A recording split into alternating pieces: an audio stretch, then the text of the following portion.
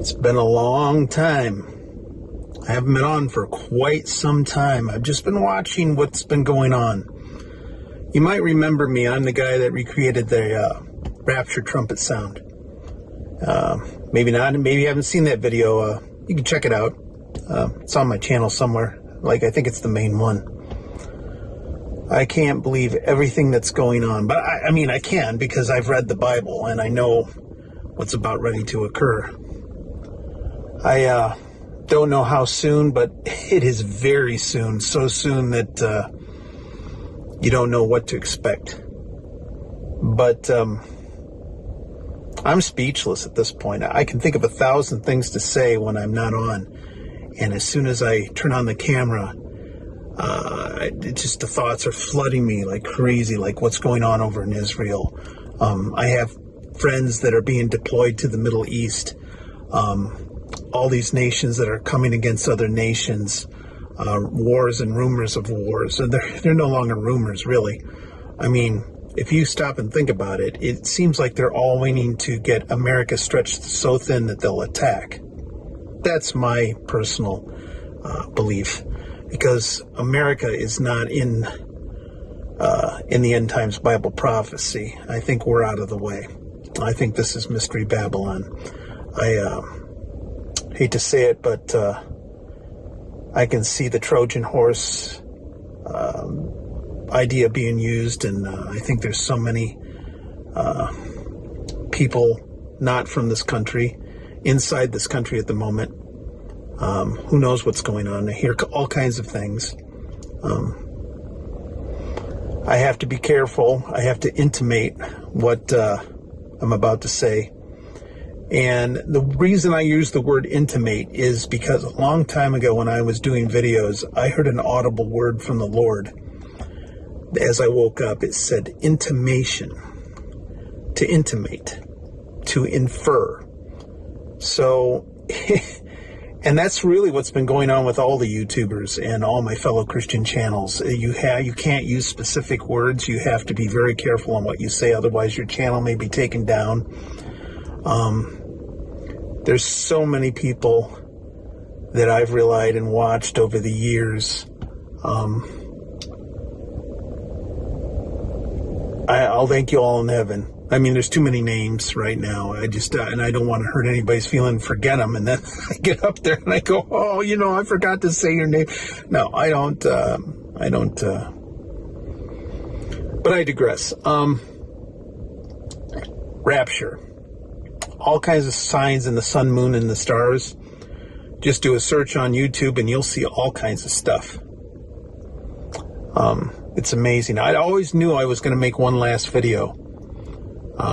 And the Lord has seen fit to make this the day that I'm doing my last video. And the other oddball thing, the Lord was good to me last week. He let me visit my old hometown one last time. It wasn't planned.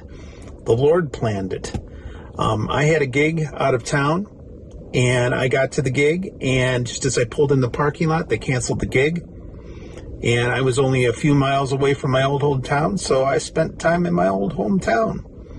Lord knows I wanted to do that, and He made it possible. And the really weird thing about that is, as I was driving there, I thought to myself, wow, it'd be great if I could just take a drive and see my old hometown. And then when I pulled in the parking lot, I got that. Well, of course, the other band members are not happy about it, but didn't bother me none.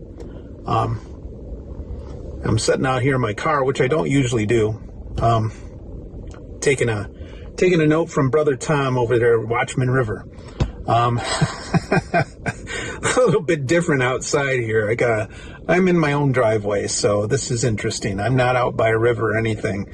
Not anything as elaborate as that. Just the neighborhood. And what a friendly neighborhood it is.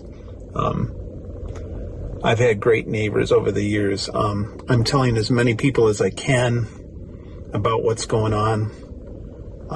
There's been so much that has happened since I was last on YouTube.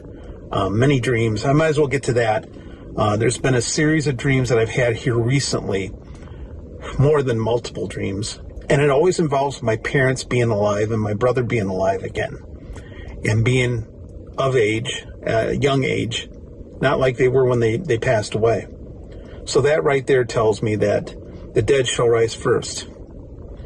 But here's the other thing. Okay, so let me start with the first series of 3 dreams. Very simple.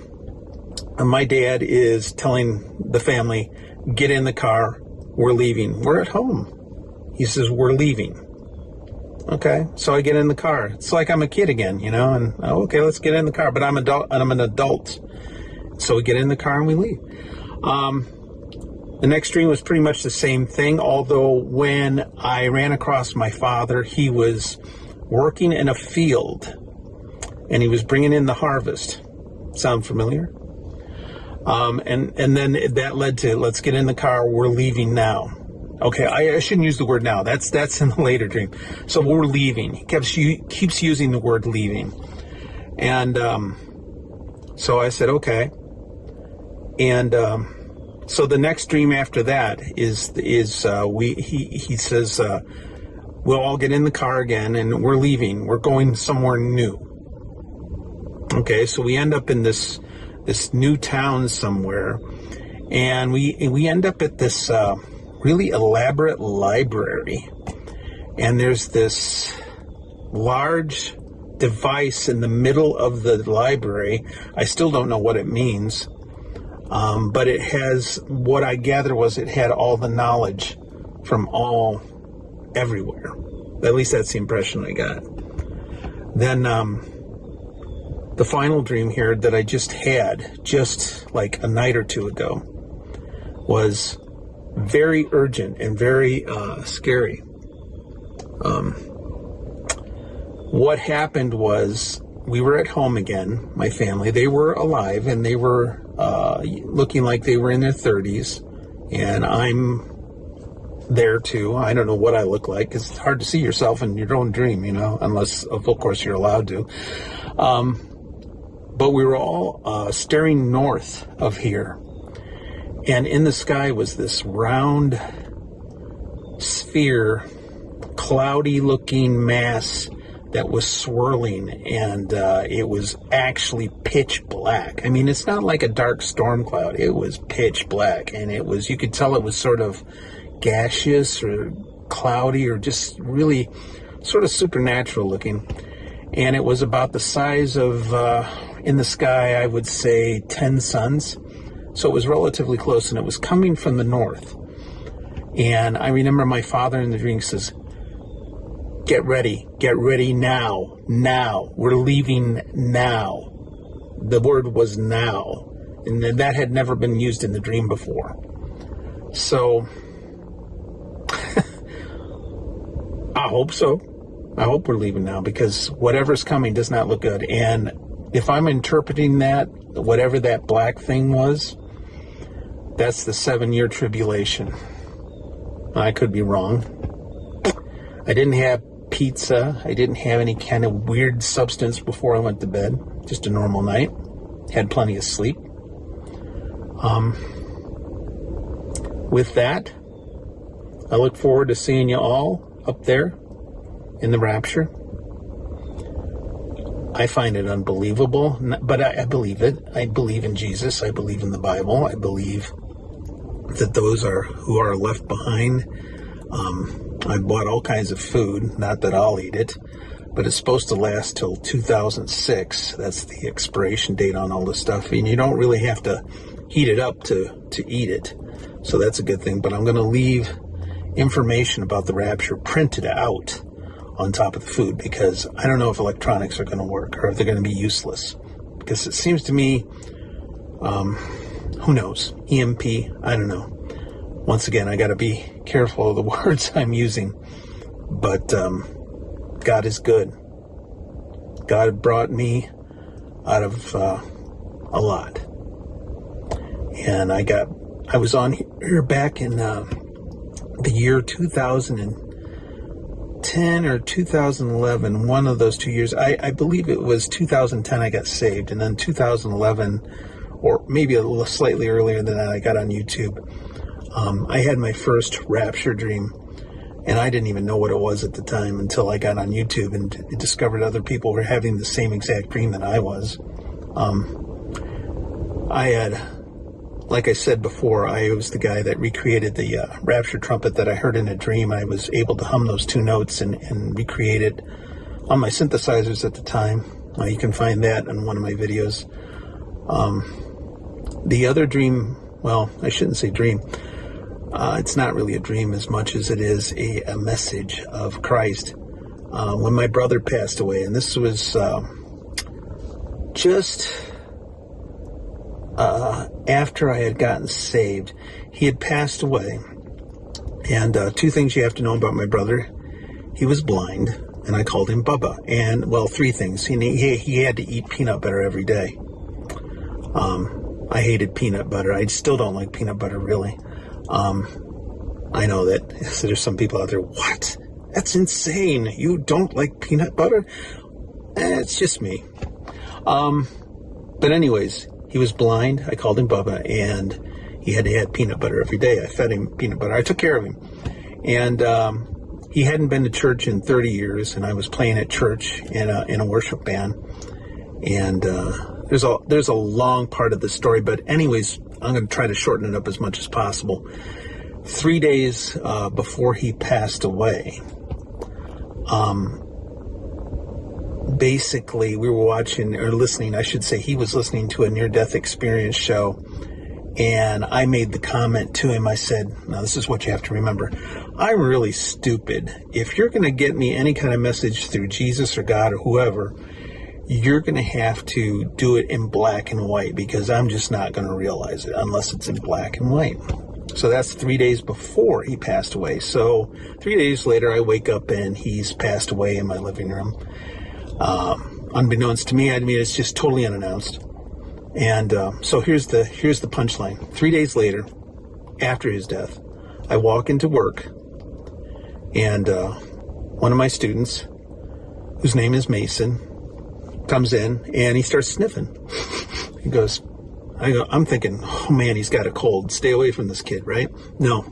He says, man, it smells like peanut butter in here. It smells like a peanut butter factory. I go, okay, Bubba. I go, okay, Mason. I accidentally call him Bubba, which was my nickname for my brother. So he's smelling peanut butter, which is, I'm smelling me, and like, do I smell like peanut butter? Wow, that's weird. So I call the teacher in from across the room, and I said, do you smell anything? And she goes, no. And he goes, you're both nuts. He goes, it smells like a peanut butter factory in here. And I go, okay, Mason, that's cool. All right, let's sit down, and we begin the piano lesson. I'm a piano teacher. So he goes, I have this song that my brother wants me to learn. Well, he doesn't know my brother just passed away, and he doesn't even know if I have a family. I might have been hatched. Who knows, right? Anyways, he pulls out the sheet music, which is, guess what? In black and white. And at the top of the page, there's no lyrics to it at all, just a title. It says Still Alive. The title of the song is Still Alive. Now, that's 3 days after my brother passed. If you're a Christian, you know exactly what I'm talking about. 3 days in the grave, and he rose again. That's Christ. That was his signature to me, that it was coming from him and not some kind of weird spirit. Thank you, Jesus. I pray for those that are going through so much right now, especially the people in the South during this hurricane, and what I hear is another hurricane coming in the same exact track. All the people in the Middle East. I don't care what side you're on. Especially the children. My heart goes out to them. I pray for them.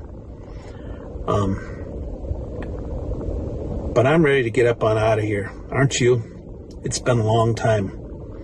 Like I said, I haven't made a video in years, but I felt that God would just want me to make one more video. And I was waiting on it. I thought, Lord, you'll let me know the time. And I believe today he gave me the day off, and everything was just right, and I thought, this is it. So I'm making my last video, and I'm waiting on the Lord for the rapture. God bless all of you. See you in the air, right?